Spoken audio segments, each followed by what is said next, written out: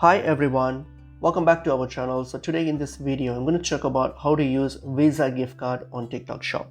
So let's get into the video. So if you want to use your Visa gift card on TikTok Shop, then the only way you can use your Visa gift card is by using the Visa debit option. So since your Visa gift card is it's a debit card, make sure it's a debit Visa card. So if you have that, then all you have to do is simply you can go to your TikTok Shop and then make any purchase, like make an order. So go to the shop, search for an item, select it.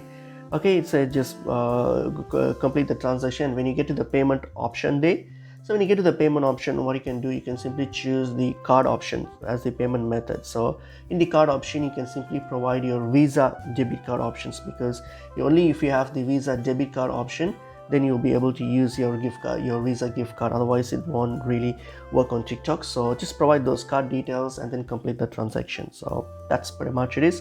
Hope this information was helpful. I'll see you in another video. Thank you.